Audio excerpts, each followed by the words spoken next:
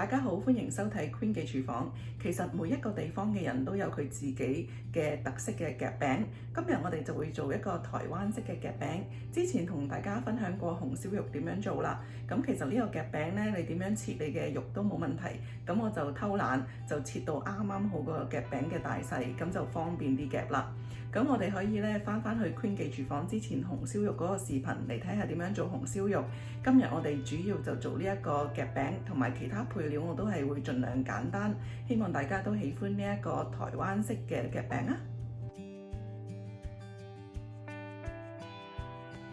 我平日會用全脂奶嚟發酵冇糖粉，但係因為朋友對鮮奶過敏，今日我就用同樣嘅份量250克嘅暖水，加入2湯匙嘅砂糖，攪勻，然後再加入1茶匙嘅酵母粉，攪勻，放埋一邊5分鐘，等佢發酵。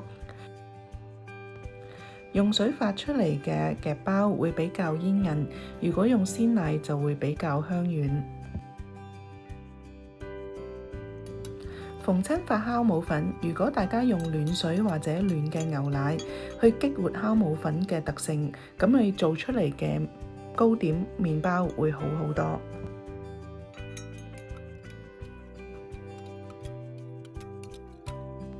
廚師機裡面放入500克嘅中筋麵粉。如果我唔係即日食，諗住做多啲擺入冰箱，咁我就會將其中嘅100克變成我自己磨出嚟嘅山藥粉，即係新鮮淮山，蒸熟之後攤凍，然後風乾攪成粉。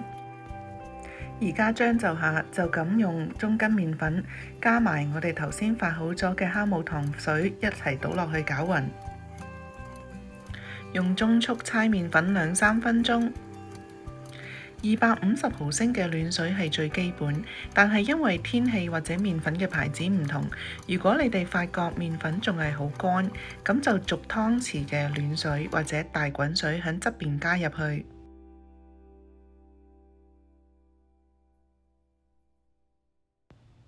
搓咗3分鐘之後，我哋倒入2湯匙嘅油。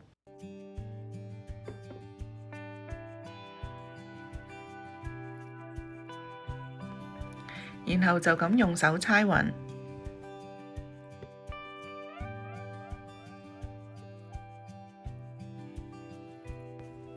用手搓咗大約1分鐘到，就可以用個蓋或者保鮮紙冚實，擺埋一邊10分鐘。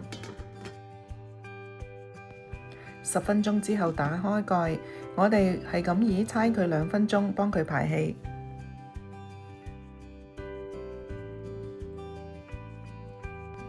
一路搓一路撳低個麵團，或者搭下佢。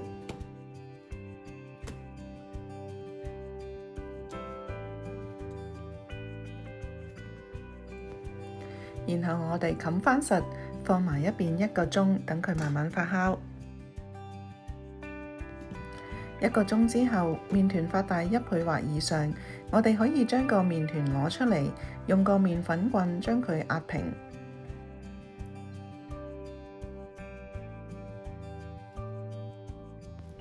基本上我個烘焙墊有幾大我就壓到幾大，越扁越好。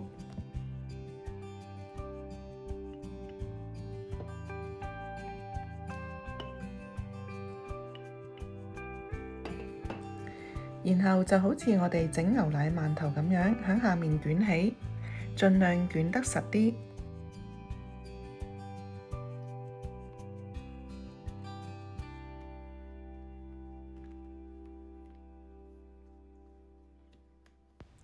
然後將呢一個麵團卷中間切開一半，每一半都用手推長，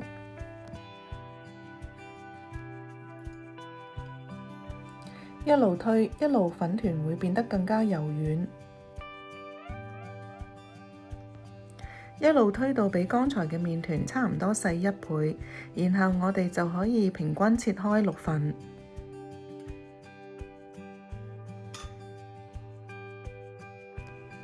另外一條麵團都係一樣咁樣做。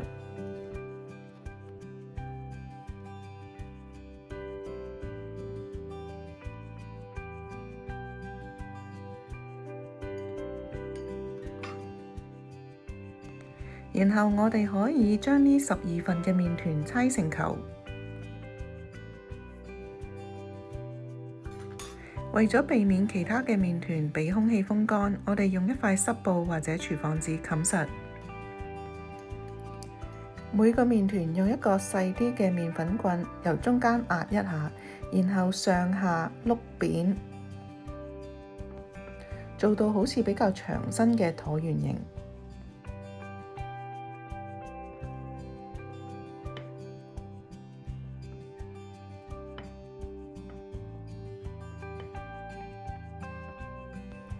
推到大約2-3毫米咁薄，然後就可以掃上一層油，將夾餅折埋放埋一邊冚好，等佢鬆弛20分鐘。我預備咗陣間可以放入蒸爐嘅烘焙紙，記住要揾塊濕布或者濕嘅廚房紙冚實。12份同等大細嘅麵團，我哋都係一樣咁樣做。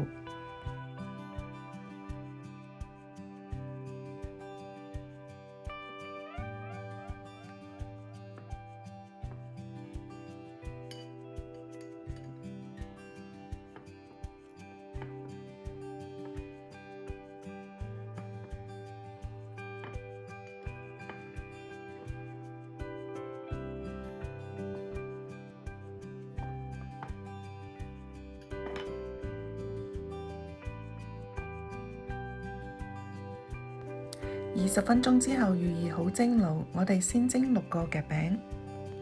為咗保持新鮮，最好就係食嗰時先蒸，蒸佢大約8分鐘就已經熟啦。較中大火，水滾之後放入，冚蓋。冚蓋嘅時候記得留有罅隙，咁樣啲倒汗水就唔會整到我哋嘅夾餅嘅表面凹凸不平。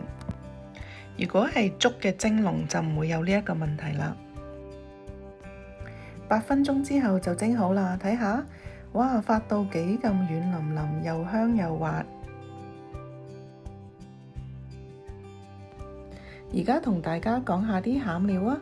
其實頭先等緊佢發麵粉20分鐘嘅時候，我已經準備好所有嘅餡料。鹹酸菜我哋打開嘅時候要用水洗下佢，因為我試過中間攝住有蟲。洗完之後，如果唔放心嘅，可以用個蒸籠蒸佢8分鐘，殺下菌。蒸好之後就可以將呢啲鹹酸菜切粒。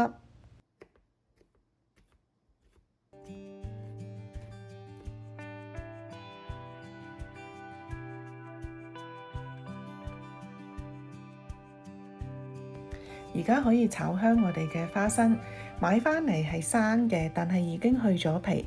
我哋用一個唔黐底嘅鑊，起油鑊，落1湯匙嘅油，油溫唔好太熱，如果唔係花生會好容易燶。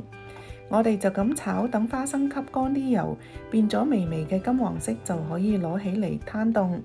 攤凍之後可以入落保鮮袋，然後用個麵粉棍壓碎。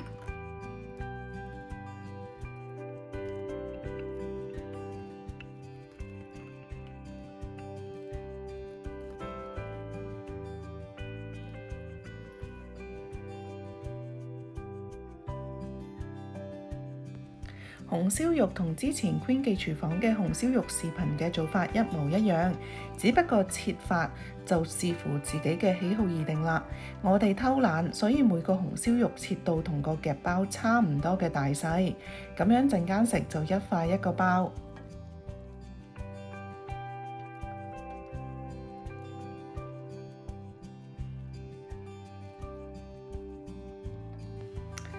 唉，真係流晒口水啊！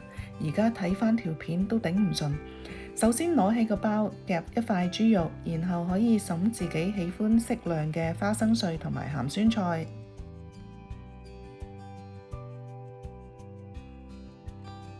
呢一個咁有台灣特色小食嘅食譜，希望大家都喜歡啦。差唔多每個人去台灣都要必食呢一個台灣夾包㗎。我哋下次 Queen 記廚房再見，多謝大家收睇，希望大家多多支持，請你哋按鐘訂閱啦，多謝晒。